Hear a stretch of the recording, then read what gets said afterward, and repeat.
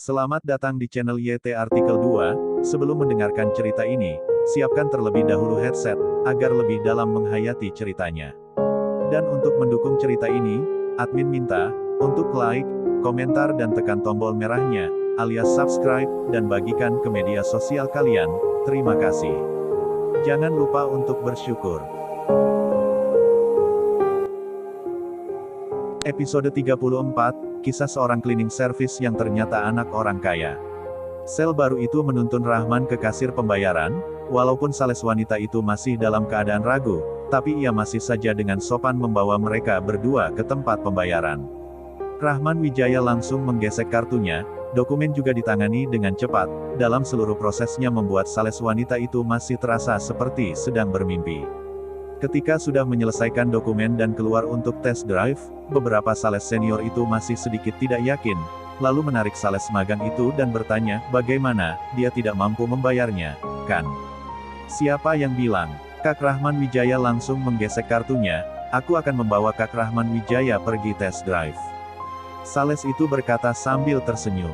Melihat sales itu membawa mereka berdua pergi test drive, beberapa sales senior itu sangatlah menyesal dan memukul dada mereka lalu menghentakkan kaki, merasa bahwa mereka telah melewatkan miliaran dalam sekejap.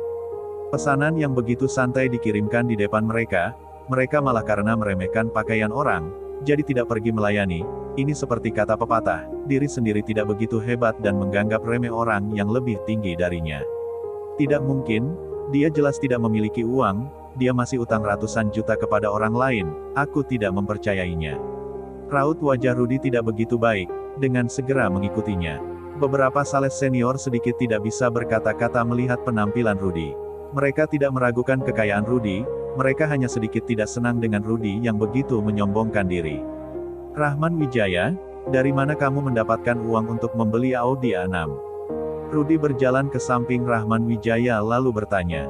Rahman berbalik badan melihat Rudy dengan tatapan yang aneh. Sial, kamu juga bukanlah keluargaku, untuk apa mengurus aku, dari mana mendapatkan uang untuk membeli mobil? Siapa kamu? Apakah kita saling kenal? Rahman bertanya dengan bercanda. Dilihat dengan tatapan aneh oleh Rahman Wijaya, Rudy juga baru tersadar, raut wajahnya dengan langsung berubah menjadi jelek. Rahman Wijaya, aku akan memberimu 1.2 M untuk melakukan kesepakatan itu, bagaimana? Rudy mengambil nafas dalam-dalam lalu berkata. Sudut mulut Rahman Wijaya tersenyum dingin, dengan langsung menarik pintu mobil dan menduduki tempat pengemudi. 1.2 M. Rudy menggertakkan giginya sambil berkata. 1.6 M, supermarket kami akan membuka konter untuk ibu mertuamu lagi. Melihat Rahman Wijaya menyalakan mobil, Rudy sedikit panik. Singkirkan kecoa ini di hadapanku, sudah terlalu berisik. Rahman Wijaya berkata kepada Adam yang baru saja akan masuk ke dalam mobil. Baik, Kak Rahman. Adam sambil berkata, berbalik badan berjalan ke arah Rudy. Kamu ingin pergi sendiri, atau aku yang bertindak sendiri? Adam menatap Rudy dengan dingin. Rahman Wijaya, 1.6 M sudah tidak sedikit, jika aku memberinya lebih banyak lagi, apakah kamu pantas? Rudy memukul jendela Rahman Wijaya dan berteriak. Adam tidak mengatakan apapun lagi, langsung mengangkat kerah Rudy dan mengangkatnya. Lepaskan aku, apakah kamu percaya aku akan menyuruh orang membunuhmu? Rudy berteriak dengan marah. Adam sama sekali tidak peduli padanya, dengan langsung mengangkat tubuhnya dan membuangnya keluar. Melihat Rudy dibuang keluar 2 meter oleh Adam, beberapa mata sales wanita terbuka lebar, memelototi Adam. Paras Adam tidak buruk, ditambah kekuatannya ini lagi, di dalam mata para wanita cantik ini sudah sangat tampan kuat pula. Terutama yang magang itu, hatinya lebih berdebar kencang lagi. Setelah Adam masuk ke dalam mobil, Rahman Wijaya dengan langsung menyalakan mobil dan mengendari mobil meninggalkan toko. Rahman Wijaya, kamu pasti akan menyesalinya. Melihat mereka berdua pergi, Rudy berteriak dengan marah. Tuan Rudy, apakah kamu baik-baik saja? Sales yang bernama Saskia itu bersiap untuk memapah Rudy. Pergi.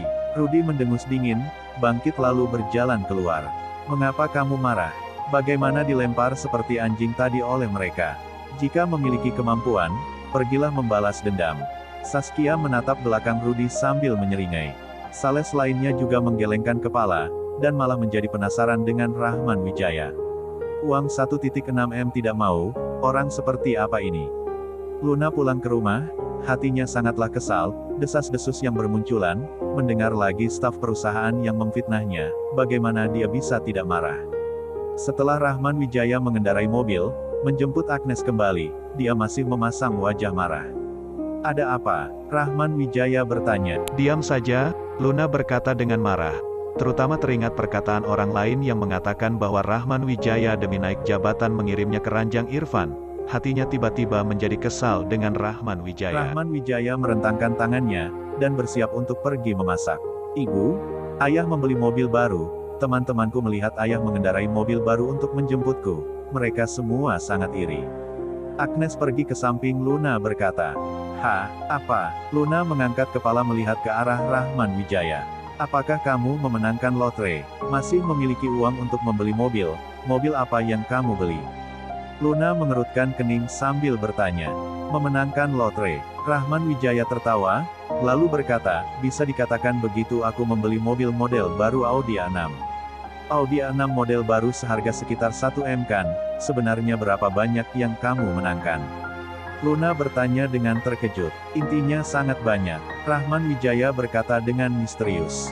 Luna menatap mata Rahman Wijaya selama 10 detik, lalu berkata, bahwa aku pergi melihat mobil yang baru kamu beli. Baik, Rahman Wijaya menganggukkan kepala, membungkuk untuk menggendong Agnes dan keluar bersama dengan Luna. Ketika sampai di tempat parkir di kawasan, tidak ada banyak orang kaya di kawasan mereka. Hanya ada puluhan mobil yang senilai 400-an juta. Luna dari jauh dapat melihat mobil model baru Audi A6 yang dibeli Rahman Wijaya. Mobil ini biarkan aku mengendarainya terlebih dahulu. Ketika gaji bulan depan telah keluar, aku membeli sebuah mobil baru lagi untukmu. Luna berjalan ke hadapan Audi A6 lalu melihat mobilnya sambil berkata. Bulan ini dia mendapatkan 2 proyek besar, jika ditambahkan sekitar ada 1 M. Dia berencana membeli mobil produksi domestik seharga 400-an juta untuk Rahman Wijaya, sebagai ganti mobil Audi A6 ini. Siap Tuan Putri, Rahman bercanda dengan kepada Luna untuk menghiburnya, tapi Luna hanya mendengus, karena kejadian di kantor. Baik, Rahman Wijaya tersenyum lalu memberikan kunci mobil kepada Luna. Dia membeli mobil ini, juga untuk digunakan Luna ketika membicarakan bisnis di luar. Luna mengambil kunci mobilnya, hatinya sangat hangat, perasaan kesal di hatinya sebelumnya juga semakin berkurang. Aku pergi memasak dulu, kalau tidak kamu bawa Agnes keluar jalan-jalan. Rahman Wijaya melihat Luna sambil berkata, baik, kalau begitu aku akan membawa Agnes berkeliling. Luna menganggukkan kepala, dia memang sangat ingin mengendarai mobil baru sekarang. Ketika usaha Rahman Wijaya belum gagal 2 tahun yang lalu, mereka juga membeli sebuah mobil produksi domestik seharga 300-an juta, dia masih belum pernah mengendarai Audi A6. Sejak itu, usaha Rahman belum bangkrut. Setelah Rahman Wijaya bangkrut ditambah Agnes sakit, semuanya berubah total. Mereka mulai dari nol kembali. Oke, Rahman Wijaya berkata sambil berbalik badan berjalan menuju rumah. Setelah 1 jam kemudian, Luna telah pulang membawa Agnes. Rahman Wijaya juga mengeluarkan masakan dan bersiap untuk makan. Pada saat ini, telepon Luna berdering. Setelah dia menerima telepon, Luna dengan marah melempar ponselnya ke atas sofa. Siapa yang menelepon? Ada apa? Rahman Wijaya mengerutkan kening bertanya. Dasar Andika yang tidak tahu malu. Bukankah hari ini aku baru mendapatkan proyek villa di Banjarmasin? Aku tidak menyangka bahwa tadi dia meneleponku dan mengatakan dia sendiri yang akan melanjuti proyek ini. Katanya dia khawatir aku akan mengacaukannya.